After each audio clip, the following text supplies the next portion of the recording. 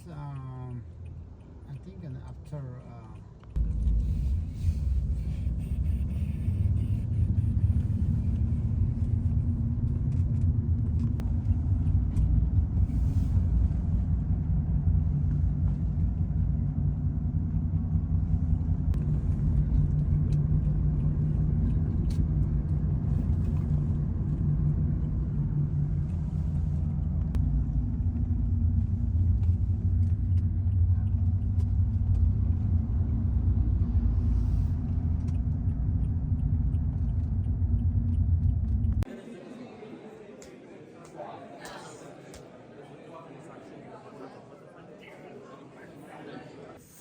With the enormous talents and assets that this community brings to our communities. Certainly you do so in Central Kentucky and around the country. So, Dr. Desai, thank you for the invitation.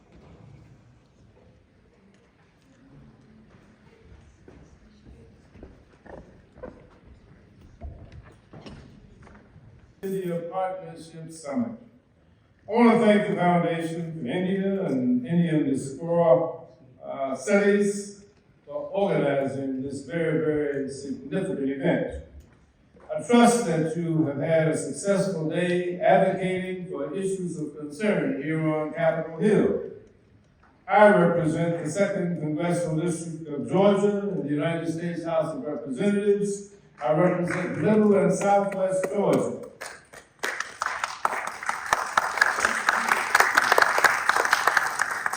Exists between Georgia and the Republic of India. All of us are aware of how India's own struggle for independence greatly influenced the center of the struggle for civil and human rights as the birthplace of Dr. Martin Luther King, along with our own late colleague, my friend, Congressman John Lewis. They were inspired by the revered leader of India's independence, Mahatma Gandhi. Dr. King and John Lewis followed in his footsteps, embracing Mahatma Gandhi's nonviolent approach to achieving social and political justice. In the state of Georgia, where more than 140,000 Indian Americans live, our ties with India are more than just spiritual. They're economic, and for me, they are very personal. I cherish the bonds of friendship developed over the years with many who are part of the India diaspora. Indian Americans are having a profound effect here in the United States, where you contribute to society in many ways as lawyers, doctors, scientists, business owners, artists, public servants, including several of my colleagues here in Congress. I've been especially grateful to work with the Consulate General of India in Atlanta to reduce India's pecan tariff from 100% to 30% to help Georgia pecan growers. I'm grateful. I am so grateful to have personally met with and been inspired by Prime Minister Narendra Modi on multiple occasions. He is indeed a charismatic figure, and you can't help but be moved just to be in his presence.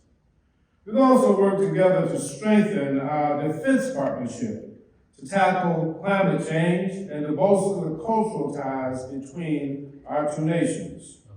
There are many challenges ahead, though. India and the United States need to closely work together to counter the rising threat that China poses to global supply chains and build supply chain resiliency throughout the Indo-Pacific region. Remain available so that the United States can attract the best and the brightest to our shores from India. We must continue to bolster India-U.S. cooperation so that we can best confront the terrorism that both our countries face. And we must be vigilant in our efforts to recognize and address religious and cultural bigotry, including Hindophobia here in the United States. I am pleased to report Representatives, sponsored by my colleague, Representative Sri Canada of Michigan. Most importantly, though, I am grateful for the many years of sharing in the Indian cultural celebrations, enjoying Indian cuisine, and developing deep and lasting friendships with Indian Americans in Georgia and those of the India diaspora. Again, I'm pleased that you are here today.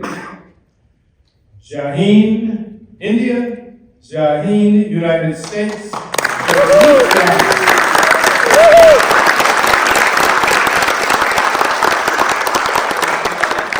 Congressman Bishop, who is one of the longest standing congressmen in the United States House of Representatives, and he has done awesome work, and he has been a great friend of India, Indian diaspora, on many issues, from immigration to the human rights. And you are inspiration to many of us, and there is a delegation, young Georgia delegation, the youths are here and they would like to take picture with you. It is my honor and privilege to call upon the Honorable Congresswoman from great state of California's 28th District, Judy Chu, to the podium. Her immense work is deeply touching for me. I am a very neighbor, I live in a neighboring district. Your work helping out Argentina residents is unbelievable. Thank you for your service. Congressmember Judy Chu, I represent California's 28th District, which is in the Pasadena area of Los Angeles. And I am Chair Emerita of the Congressional Asian Pacific American Caucus, or what we call CAPAC. I'm so glad to be here at the U.S.-India Partnership Summit and dinner right here in the U.S. Capitol.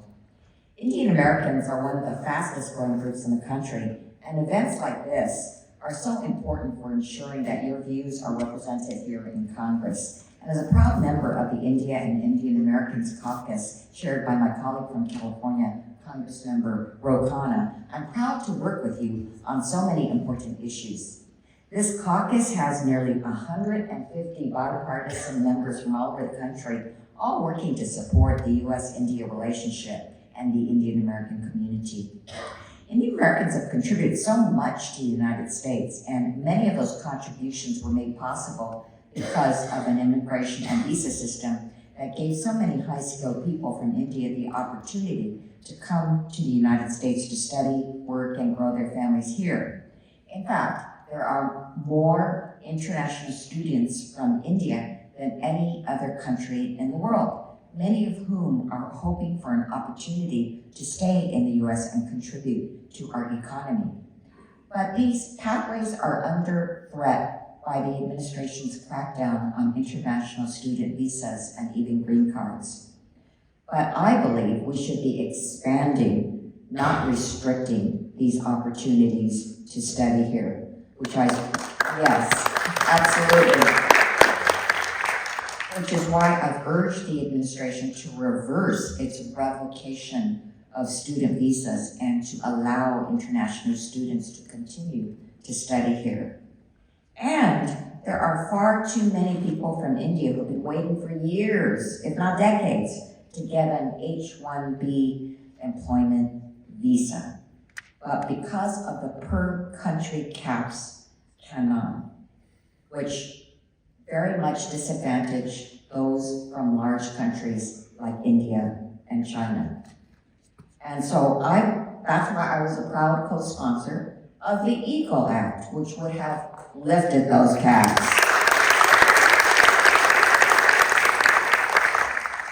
And soon I will be addressing another issue, which is the family visa backlogs, which suffers from the same problem. I will be reintroducing my Reuniting Families Act, which would address the outrageous 4 million people visa backlog for family visas. It's kept families separated for many, many years or even decades, and this bill would also lift those per-country caps and also recapture unused family visas. if you can believe it, there are millions of phone uses not even being used and recaptured.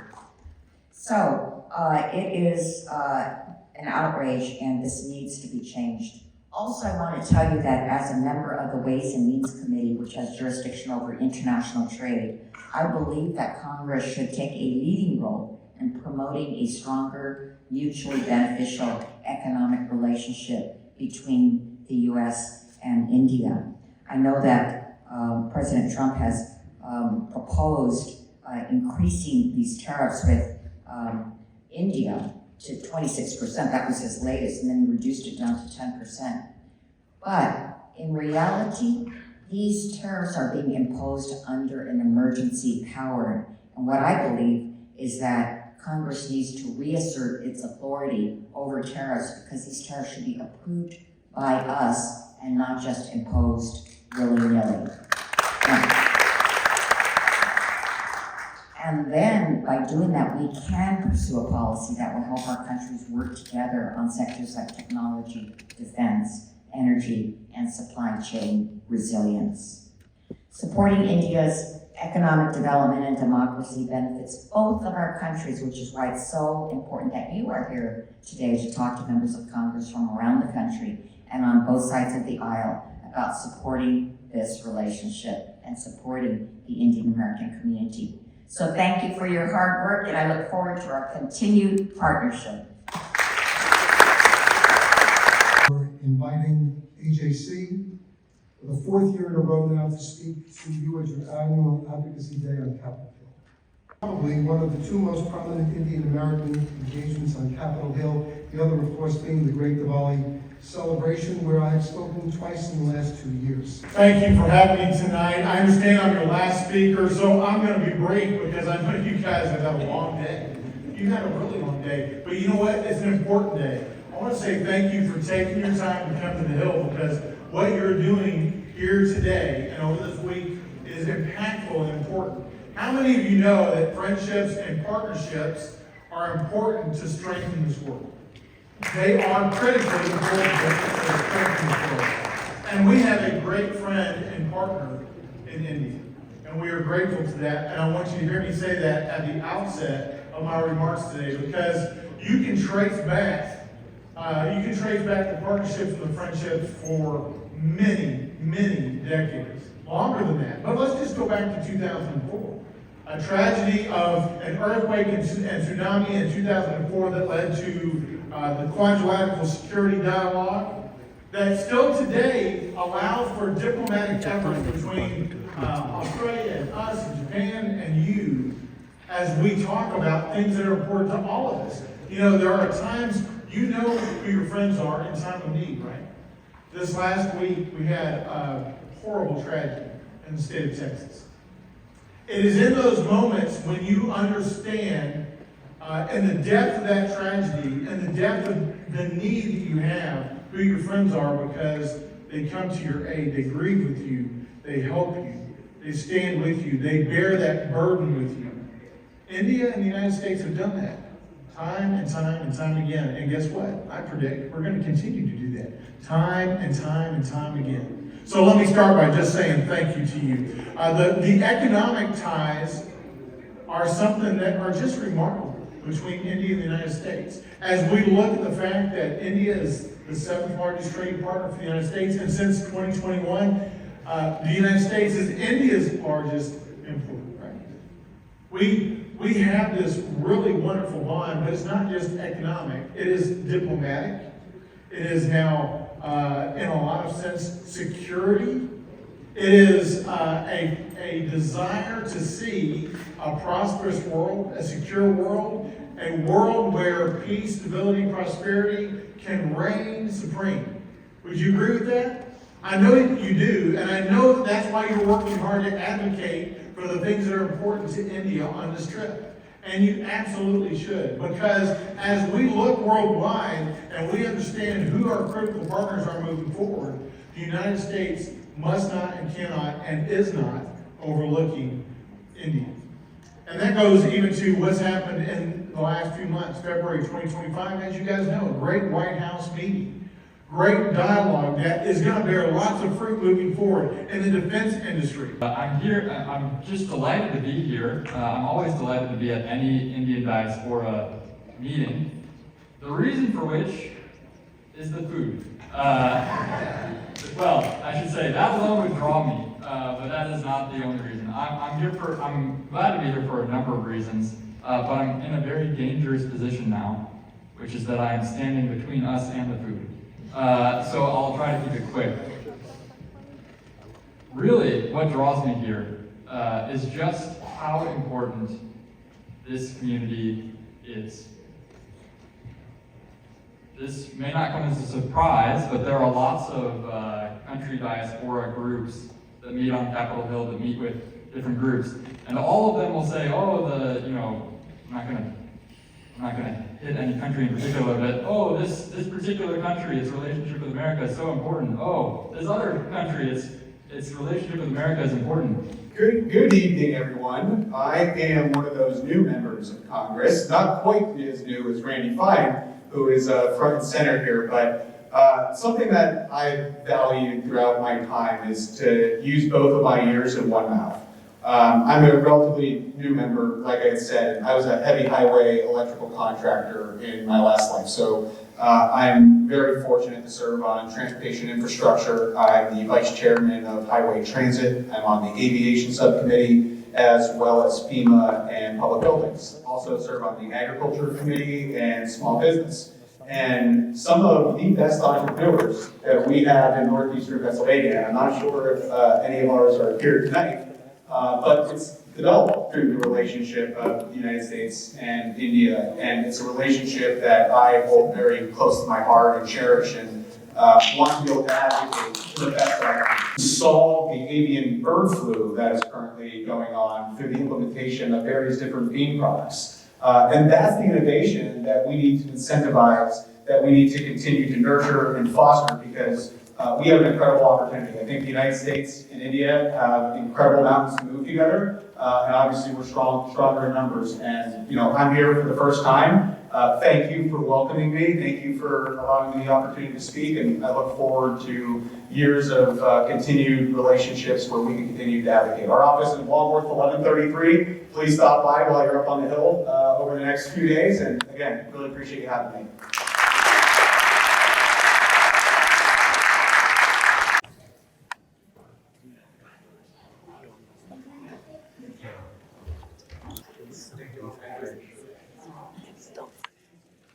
And he had passed away while in service, and so my father was raised on an Indian Army pension by his mother, and his family, many of his family are still there, and so we do certainly have a desire to make sure that we have a strong Indian diaspora here and around the world, but especially one of the things I love about the work that's being done here is for the next generation, because there's a lot of folks that are born in the U.S. and you want to make sure that you are American, but you also understand and recognize your Indian culture too. And so, but I love that there's a policy program for Indian American students, and we're very excited to support causes like that. And we're also, we were talking today about some of the policy priorities. I'm on the Science, Space, and Technology Committee. I look forward to working on bilateral talks with India on space, for instance, and on technology as well. And I'm the ranking member on the Oversight Committee of Military and Foreign Affairs,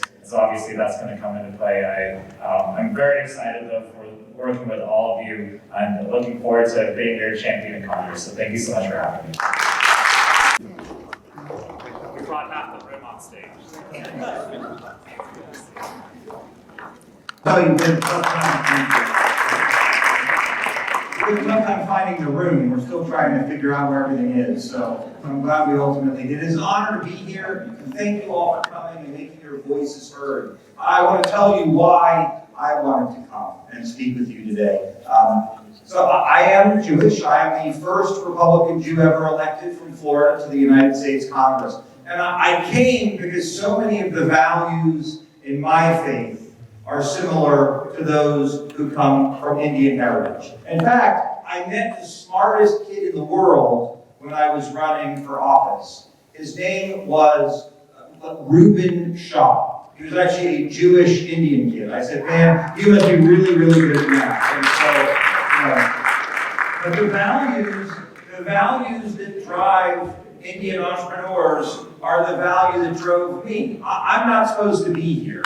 I was an entrepreneur. I started my first company when I was in college at the age of 19. I went to Harvard. My parents didn't think I should go because they didn't want to pay the tuition. They didn't sign the financial aid form. So I had to go and make enough money to go to the school. It was a better idea than I thought. I had 100 employees as a sophomore. I sold the company at 24, and I built 2 other companies. And so that's what I did in my career. I never should have gotten involved in politics. But a couple of weeks after the election, President Trump called and he said, I'd like you to think about running for Congress. I said I would think about it, and then he went ahead and tweeted out that I was running. So that's actually how. Talk about what a glorious legislative day has been on the Hill. 150 delegates from all over, and over 125 meetings, and we'll give you some of those briefs. But it is now a moment for us to come back in a rich traditional California tradition to introduce a member of Congress from California 19. Breaking bread with him, he's certainly somebody who cares deeply about the community. It is truly our honor to bring before who we consider a true friend of the Indian American community. When the community has been through a tough time, he has stood the test of time.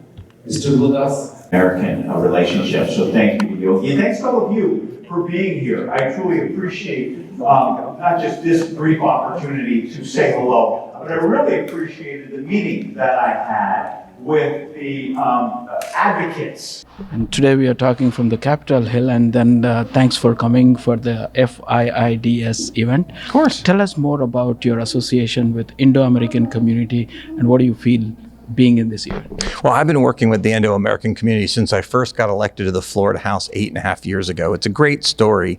There was a bill being considered in the legislature that by Walmart that would have shut down independent liquor stores in my area. And all of the independent liquor stores in my area were all owned by Indian Americans, and all their last names were Shah. So we used to call them, and they would come, and I worked with them over the course of my time to make sure that they got to stay in business. And what I learned from that is that the values of Indian Americans are very similar to Jewish Americans. The importance of education, of entrepreneurship, and frankly, that we often share the same enemies. You know, those who want to do harm to my people, well, often want to do harm to the Indian people. So it's been a great relationship, and I was excited to be here and talk about, you know, our relationship and how we can work together. Thank you, Congressman. So this is all about policy advocacy, and spending your time today, it is really valuable. And most of the policies today, if we can talk about, one is immigration. Mm-hmm. So immigration is the biggest one for India. So how do you see, because most of the green card and, there is a backlog which Indians strive. The 7% which is based on the country, we all are asking to make it on the merit basis. Yeah. What do you think personally from your point of view? Well, we need to fix immigration. It starts with fixing illegal immigration. Part of the problem with legal immigration is the illegal immigrants have crowded out the legal immigrants. The fundamental problem we have in our immigration policy is the wrong people are coming. I want people who do 2 things. Number 1, share our values or want to adopt our values and will add to our country. And the problem is we have too many people who either hate America or aren't interested in adding who are coming. It starts with getting rid of all the illegal immigrants. These are people who broke the law to come here. They need to all go home. But then on legal immigration, we need to be setting up a system for people who have talent, who have skills, who are going to come and make America even better than it already is. Frankly, those are generally Indian Americans. We don't need more people who want to come and tear the country down and hate what it stands for. And unfortunately, I serve with some people like that right now. Thank you so much, Congressman. I know this is a very busy day, but you have spent some time with us, and we really thank from the bottom of our hearts. Thank you. Have a wonderful day. Happy to do it. Congressman, good evening. This is Praveen from TV5 and ManaTV, which is very popular in America. And thank you so much for coming here for FIIDS. This is regarding the policies, right? So how are you associated with Indo-American community? Just let the viewers know how you are engaged. Yeah, thank you very much, and I appreciate FIIDS Advocacy being here in Washington, D.C., as we call it, storming the Hill, making sure they talk not just to staff, but to members of Congress, and really advocate for a stronger India-American relationship. I'm from the 19th Congressional District, so I have South San Jose, and I can tell you the Indian-American community is very strong, and they advocate for their issues as they should, and they do a great job meeting with me. So like I said, be it in my office in the district or in my office here in Washington, D.C., it's always great to continue to have a conversation about how we can make stronger the Indian-American relationship, especially when it comes to our security. Like I mentioned, be it our national security, be it our economic security, and our domestic security. And what I mean by that is making sure that more Indians can have the opportunity to come to America, just like my grandparents did, just like many of my constituents did, so that they can fulfill the American dream and give their children a better life. Thank you, Congressman. And also, how do you think this fits? Today we are doing the advocacy program, isolating or bringing up 5 or 6 policies, especially if you see one will be immigration, one is on the national security, you already spoke, and recently if you see there is a lot of increase in the hatred, right, in the Hindu community. Especially in California, it's the biggest state in the entire United States. What do you think about that? Yeah, look, I think what we're seeing, obviously, is that type of rhetoric and threats and proposed violence. And that's unacceptable. And we should continue to fight back and stand strong, but always stand together when it comes to something like that. There is no room. We have no tolerance whatsoever for that type of threats and violence towards anybody. And so we know that basically, as a member of Congress who represents the Indian American community, I will continue to do that and stand up to those types of threats and violence. And it's also great, like I said, you mentioned the advocacy. Once again, I was very proud to have the meeting that I did with the FIIDS advocates who came and sat down in my office and really went through each of the pressing issues that are basically here to educate members of Congress, educate their staff, but like I said, lay the foundation, not just for their future advocacy and future leadership, but for us to work together that we can build a strong Indo-American relationship. Thank you, Congressman. Thank you for your time. I know that today is a very busy day, and going forward, that FIIDS will increase the meetings with you all and then bring all the problems to solve. And thank you so much for your support. We'll try our best to solve them, but like I said, it's about working together and look forward to continuing to build a strong India-America relationship. Thank you. Thank you so much. Two countries, and we have since then been very actively and robustly working to materialize that agenda into concrete deliverables. Broadly, if you look at the different aspects of it, trade, yes, trade is indeed a very topical aspect of our discussions these days. But it's not just limited to trade. Trade, technology-related partnerships, not just between the industries of the two countries, but also in the supply chain partnerships that are technology-based. Capital exchange, not just pure capital, but also technology-linked capital. The entire ecosystem of digital innovation economy, the startup economy. Many of you represent here the delegation from California. You know how robust and vibrant that particular space is in our bilateral cooperation.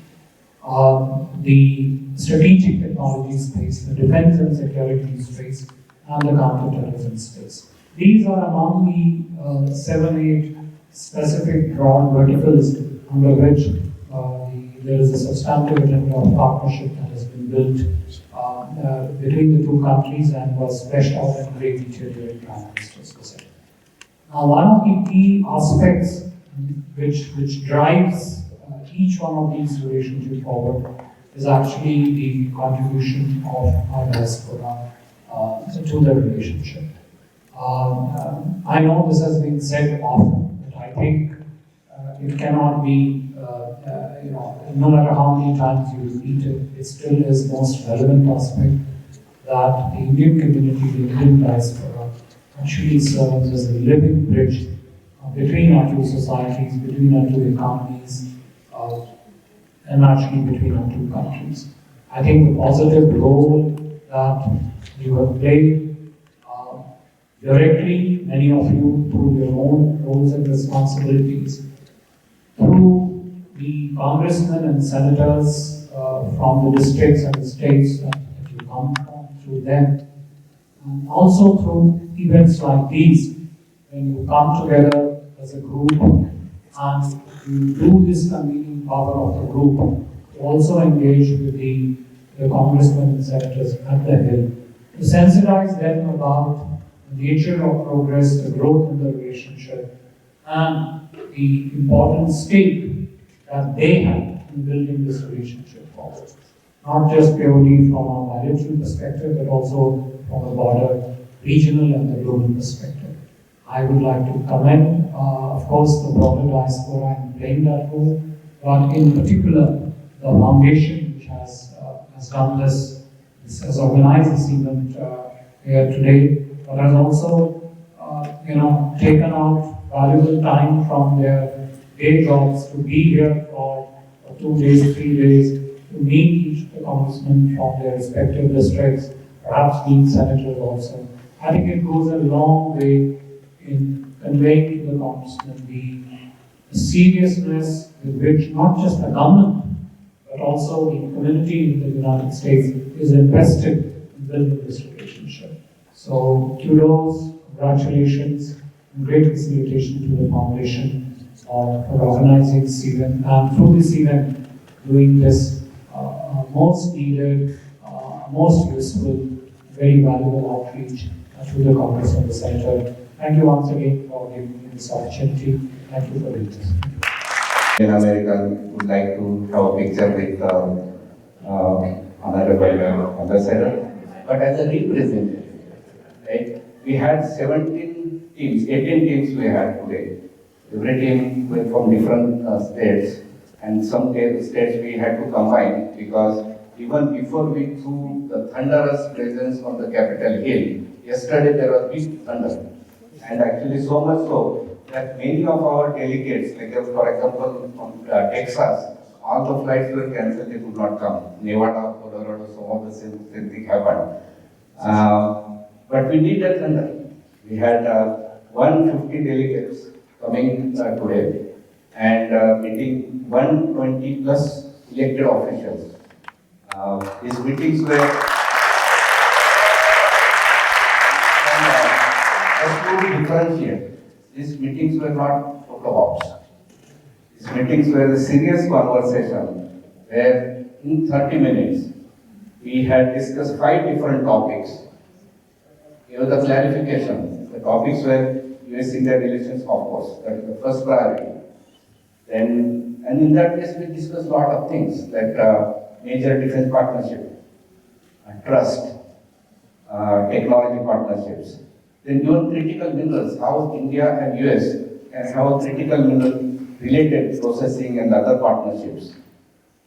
Of course, AI, quantum computing, those areas, joint development, technology hub, data centers, some of the things, and what kind of bills can be introduced. Then it came to Indo-Pacific region. Indo-Pacific region is of the concern of United States. India is a great ally in that area, from values to various aspects of it. In that background, we discussed what are the current bills are there and how we can be strengthening the framework around that. The third topic, which is also concern of United States and many other democracies, is the growing global jihadist terrorism. Whether it's a 9/11, whether it is a October 7th, or many things in France or Germany, and recently in Pahalgam. We have seen that. So what kind of a counter-intelligence framework or exchange can be there? The caucus had sent a letter and some suggestions, we discussed that. Then the 2 most important issues that in United States when they face related to immigration is first 7% country-wise quota, which is choking hundreds of thousands of Indians who are on H-1B for decades long of waiting for the GC. And during that time, their children are getting aged out and get out of the visa status.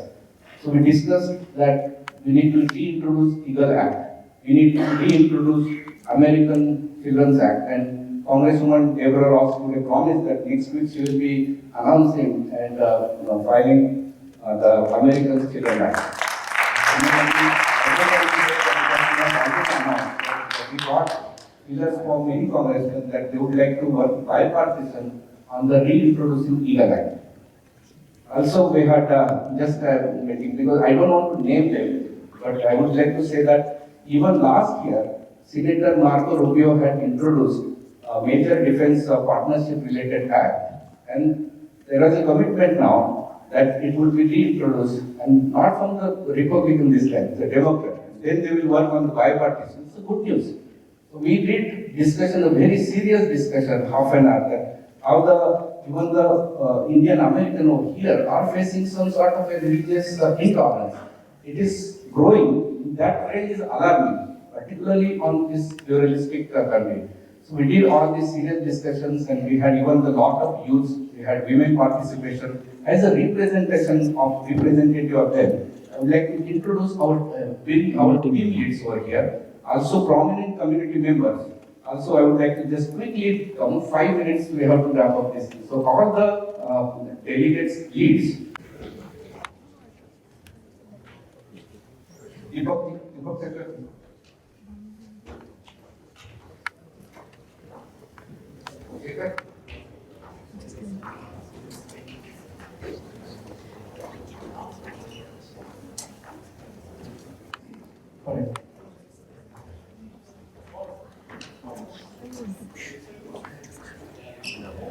Agency is our strong partner organization. We do very joint different initiatives like to invite Bob also.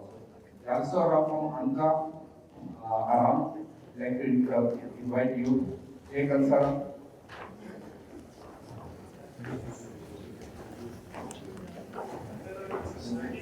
And how come? It's already on. Worst case scenario. Let's take a picture.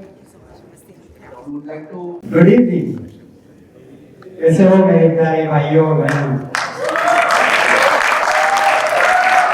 आप सबको मिलकर बहुत खुशी हुई. Welcome to Washington DC. I guess there's one person that doesn't come under प्यारे भाइयों और बहनों is my baby, my wife. She's always with me, always supporting me. And my constituents love her more than they like me. So she is a big star in my constituency in Detroit. But I'm really always glad to see Indian Americans coming to Washington DC. I'm always glad to see the involvement of Indian American communities in the political process. It never used to be this way. We are starting to see more and more of you getting politically active. I am so thankful to you all, and I want you to congratulate yourself for your involvement in this important process. I'll be very honest with you, I'm going to be candid with you, but our Indian American community is far from growing a political muscle. We still don't have the kind of political power we deserve, Indian Americans deserve. Because a lot of times, many Indian Americans, look, I myself, 24 years old, living in India, got an admission into a PhD program. I came here to study on a F1 student visa, right? And the focus is always, can get the education, get a good job, start a business, buy a home, raise your children. There's a lot that you want to do.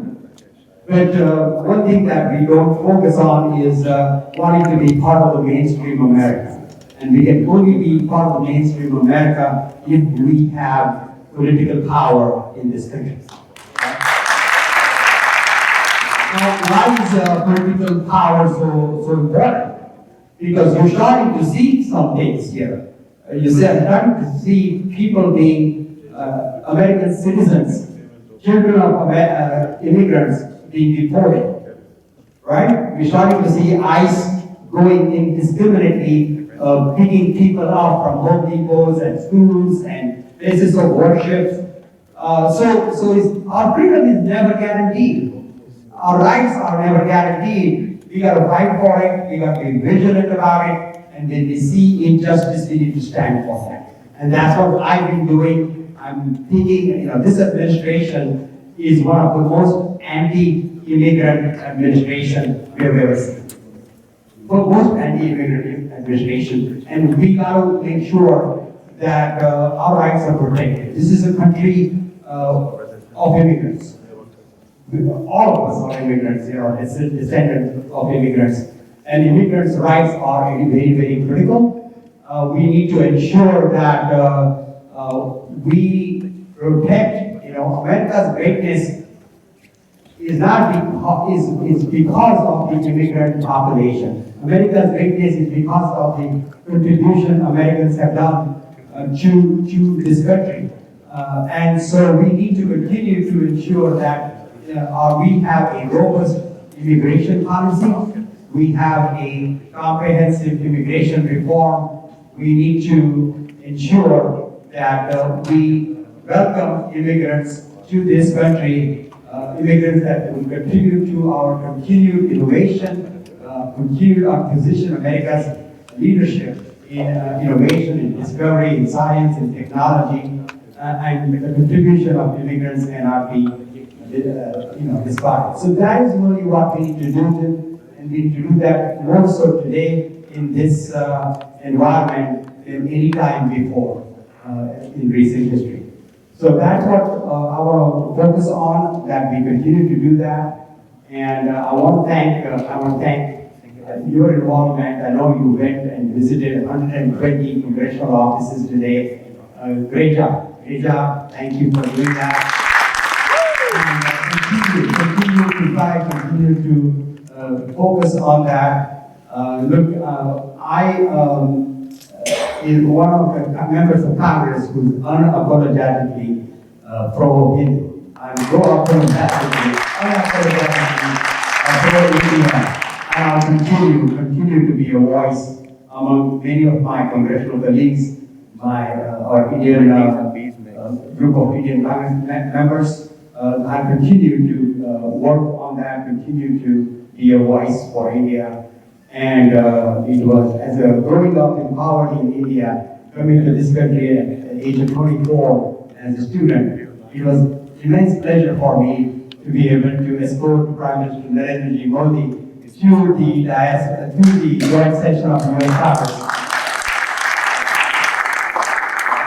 He's a great leader. He has taken India to new economic heights. We are India is the fifth largest country, economic power, soon to be the third largest. And Modi ji has contributed, has led India to this great success. And I think the respect that you see for India in the United States is because of India's economic success. I think the United States always recognize and always value economic progress, and India's economic progress is highly valued here. And we will continue as India grows to the third largest economy in the world. So let's continue to, let's not take anything for granted. Let's just continue to fight for our rights. Let's continue to fight for the rights of our children, our grandchildren, and make sure that immigrants are respected in the United States of America. Thank you so much. Good evening, everyone. Today we are in the FIIDS in the Capitol Hill, and I have Shri Thanedarji, the congressman from Michigan, and definitely we wanted to ask more on the immigration issues as the policy as well. Thanedarji, first of all, thank you so much for spending here your evening in spite of your busy schedule. So tell us how you are engaged with Indo-American community here, and we have already met so many congressmen here. How is your attachment with the Indo-American community? Oh, very well. I'm an immigrant myself. Many of the Indian community here are immigrants, people coming from India, either for economic reason, for education. So I'm one of them. So I understand, having lived in India, I understand the diversity, the and also understand the importance of a good immigration policy. We need a comprehensive immigration reform. Our immigration system currently is so broken. The visas are taking so long, getting green card, processing of green cards. We don't have enough H-1B visas. The country quotas are, crippling us. And what I hear all the time from technology CEOs, leaders, that they want more skilled engineers, scientists. Our healthcare industry needs more doctors. We need more health professionals. So this country depends on immigrants. The greatness of our America is because of most liberal immigrant policies in the past. Lately, there has been much of an anti-India wave, sort of anti-immigrant wave, so to speak, and that has to change.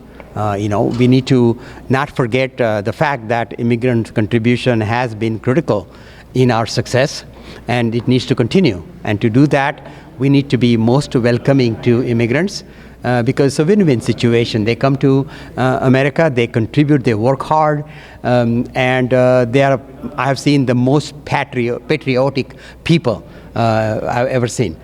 So they love this country like I do. When I came here as a student, as a non-immigrant, and then became an immigrant, got my green card, became a proud U.S. citizen, all of us are. And so we love this country. We are very patriotic. We want to contribute. And to have that happen and continue to happen and continue to have America the greatest country in the world, we need to have the best immigration policy. So I'm working on it. I've introduced many bills in Congress. My ultimate goal is to get rid of the country quotas. My ultimate goal is to make it easier, regardless of where are you born, where you come from. Everybody should be treated the same. And we need to have a very robust legal immigration system. We should not take decades to get a green card. We need to fix all that because it's in the best interest of America. Appreciated, Congressman Thanedarji. And I know that in the previous you were in charge of the immigration. Yes. And your journey was very inspiring. How you came to this country, how many times you had tough situations with the immigration. And you are a very great advocate for Indo-Americans. Everywhere you go, this will be the highest topic for the Indo-Americans. Based on your journey during your when the Democratic Party was in power, and what are the challenges you saw? I know you have put amazing bills and they have passed through, but during that, especially on the backlogs of green card, what do you see the challenge so that the Indo-Americans, all of our friends, will be looking at it and knowing most of the challenges? Well, we need to streamline our immigration process. A lot of the delays, the processing delays, are because not having enough staffing. So we need to really, number one we need to do is raise the budget for so that we can do the processing faster. We certainly need to get rid of the country quotas. We need to double, triple, maybe quadruple the H-1B visas. We don't have enough H-1B visas. As soon as the H-1B visas open up, within weeks, we don't have any more numbers left. So the technology industry needs H-1B scientists and engineers. So it's in the best interest of America. So we all need to do this. This is not a Democratic or a Republican issue. This is a bipartisan issue. And I would like to see that reform happen sooner. But we also, right now, we just had to fight this anti-immigrant wave that has been, and the hatred towards immigrants. We've seen our temples being attacked. We have seen California SB 403 brought in that unfairly targeted some of the Hindu community. So all of that needs to stop. And I'm very proud to have founded the Hindu caucus in the U.S. Congress. I'm very proud to have brought in resolutions condemning Hindu hate. And I'll continue to work on that, continue to support that. Thank you so much, Congressman. Last question I wanted to ask you. If you see today's politics, the Indo-Americans are very, very minor in the legislation. Yeah. So especially from the youth, right? You see in the FIIDS, a lot of students have been come for an internship, Yes. learning about the legislation. What is your thought, or what is your suggestion for all the Indo-Americans to bring the youth in front, make them participate in the legislation? Well, look, I want to tell the parents, don't tell your kids to be engineers and doctors and lawyers. Getting into politics, running for public office, being a political activist is a viable career. And our parents, not to discourage your children if they have interest in politics, they want to, be active, be an activist. We need to really encourage them to do that, because this is an important career. Through politics, you can change people's lives. You can make people's lives better.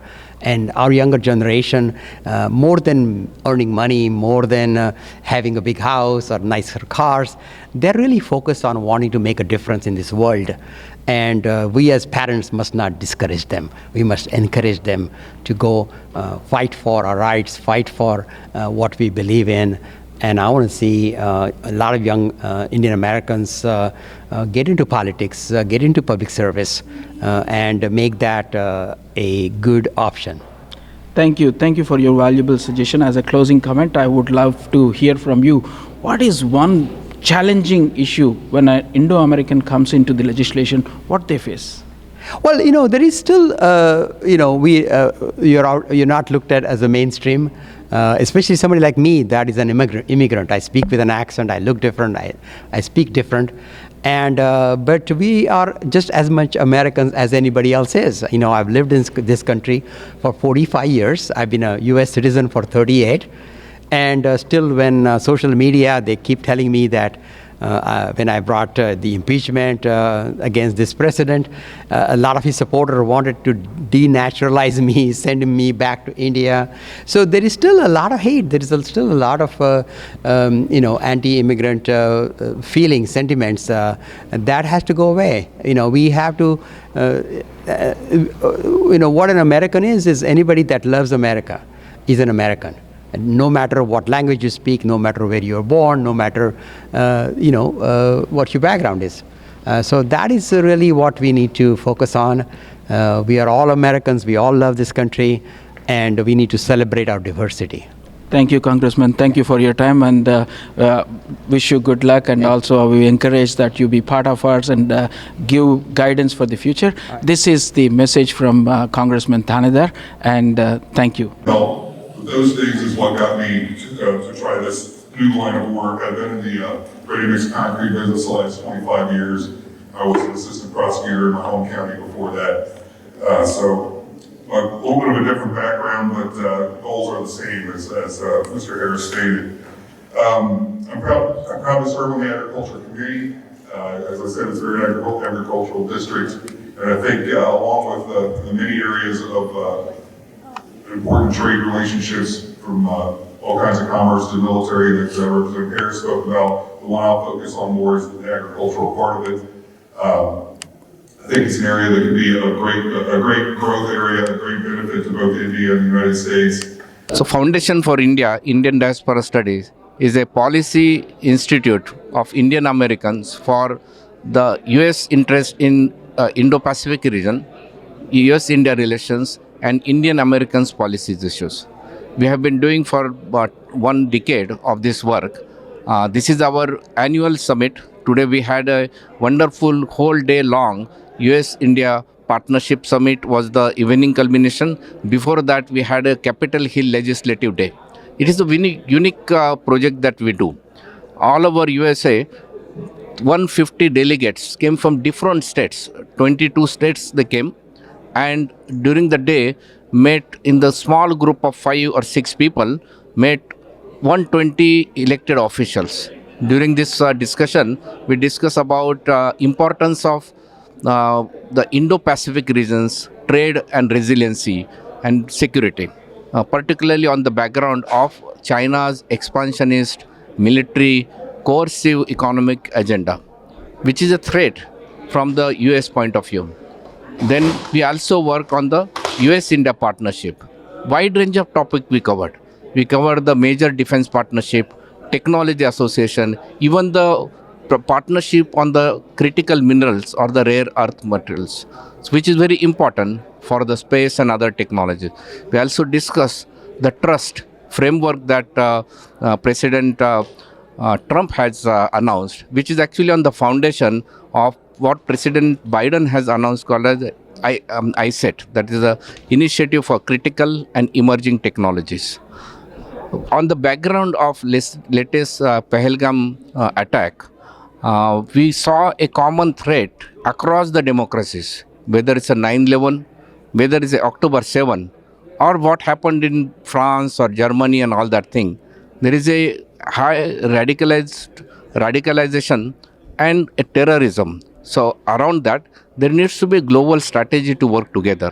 So delegates did discuss with elected officials that how the two democracies rather can grow and bring together the larger democracies which are victim of jihadist terrorism. How the counter intelligence can be shared, how this terrorist networks can be destroyed, various aspects were discussed. And most important issue for the Indians in United States is that 400,000 Indians are actually backlogged on the visa. Their situation is very bad. They cannot change the jobs, they cannot start companies, their talent is not useful for the US competitiveness. And their impact is that their children also get aged out and they become illegal immigrants. So we discussed about reintroducing the Eagle Act or America's Children Act. So those are the things we discussed today. We also raised the awareness about increasing hate crimes against the peaceful, prosperous Indian community.